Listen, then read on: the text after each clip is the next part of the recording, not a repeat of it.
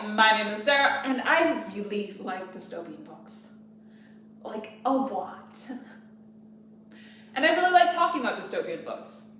In order to get more people excited about dystopian books so I can talk more about dystopian books, I wanted to do a dystopian matchmaker video. This video is hopefully to give you a couple different dystopian book options that you might not have known of. So I'm gonna try to stay away from more of the classics that you've probably already heard of, the Brave New Worlds, 1984s, and all those dystopian books that came out in 2012 that got movie franchises.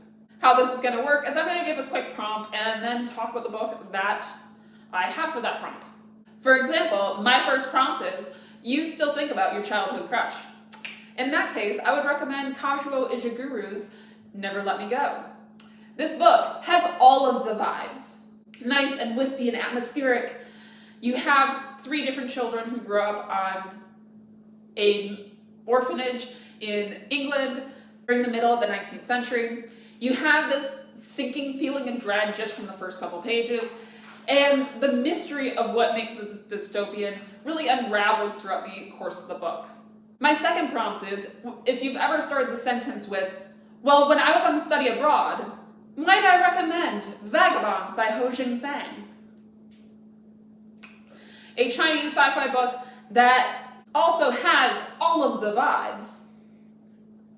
It spends a lot of page count basically comparing a hyper-capitalistic Earth with a socialist Mars colony, and really deep diving into the power of human creativity.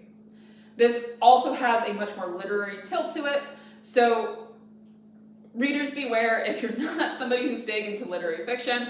And this is a big boy, and it is very literary in nature. Totally worth the read, and definitely a good book for somebody who wants to start towing into more sci-fi type stuff, but doesn't necessarily want to give up all those literary fiction vibes. The third book that I want to recommend is for those of you who are very much in love with Coworker. For that, I would recommend The Space Between Worlds by Micaiah. This multiverse book does a really good job of balancing the more character-driven aspects of the book with the more science fiction-y and message-driven parts of the book. Because of this multiverse setup, you get to explore things of what would it be like to grow up in under different circumstances, and what is really core and fundamental to who we are as people. You have timely explorations around race and wealth issues that we see coming up in current day, and then you also have a really, really sweet sapphic love story in the midst of all of it. You have great main characters and a really interesting premise. I really enjoyed this book, and I would highly recommend it to anyone who's looking for a novel that kind of reads YA-ish but has a little bit more depth to it than you might expect out of most YA. The fourth recommendation would be for those of you who have used I Can't Even seriously. And that would be for the book Oryx and Crake by Margaret Atwood. Although her most famous dystopian, Oryx and Crake is a masterpiece in so many different dimensions. It follows a man named Snowman who believes himself to be one of the only remaining humans on Earth after the fall of humanity. And he is sarcastic as all get out. It is really funny being in Snowman's perspective, which is really good because you have very, very few people else to talk to. You do go back and have some memories before the collapse of everything, and you kind of piece together what's happening from a semi-unreliable narrator. And it's just fun. Margaret Atwood's prose are fantastic and really lends to this novel. I don't think very few other people could have pulled it off as well as she did. Overall, if you're looking for something that is literary fiction, but does keep you really engaged and doesn't use a lot of like the big words and has more of a down-to-earth atmosphere, Oryx and Crake is really, really well done. My fifth recommendation would be for those of you whose go-to fun fact is that you've met a D-list celebrity. For that, I would recommend Docile. In this dystopian future, wealth inequality has gotten so bad that you have literal trillionaires and then people who work for essentially $1 an hour in the same country. There are some touchy aspects to this book, and I would highly recommend looking up all the different trigger warnings for it before going into it. That said, it is incredibly readable. It is so readable. It is incredibly hard to put down, and drives you through the entire narrative. You're told the story from two different perspectives, that of Elijah, who is essentially having to enter a modern form of the Roman Nexium situation, to a man called Alex. If you're just really getting into journaling, might I suggest The Parable of the Sower by Octavia Butler. This is the first in the Earthseed series, and you go from the perspective of Lauren, who is living in one of the last safe neighborhoods in Los Angeles during what turns out to be essentially collapse of human civilization as we know it. After a series of unfortunate events, she essentially has to go out into the wilds of the world where things are very not good. She is having her own exploration of faith, essentially, and along the way collects a group of people as they make their way to someplace better. Octavia Butler's writing style is fantastic. If you've read any of her other books,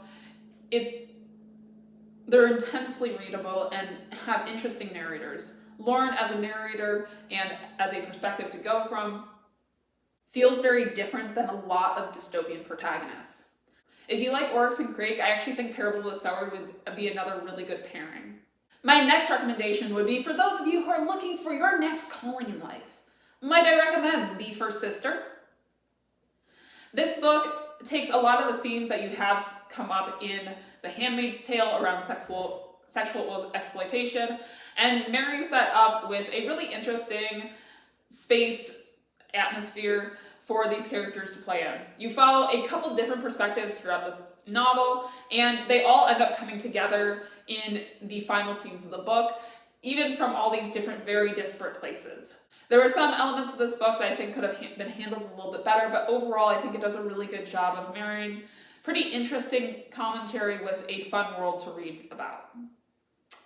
And my final recommendation is for those of you who think you're just a glop away from greatness. And that would be the Red Rising trilogy. If you've watched any of the videos on my channel lately, you know I absolutely adore the Red Rising trilogy, and I cannot say enough good things about it. It starts off with your main character named Darrow, who is a red, who is the absolute bottom of this society, and he ends up having to infiltrate Golds, which are the top of society, in order to bring justice to his people.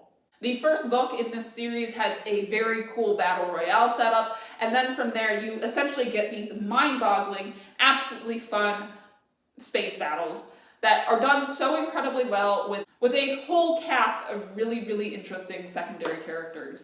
I cannot sing enough good praises for this book because it deserves every one and more.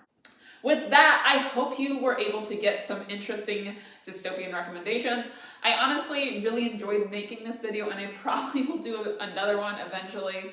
So if you have any thoughts, please put them down in the comments down below. I'd love to talk about any of these books or talk about just dystopians in general.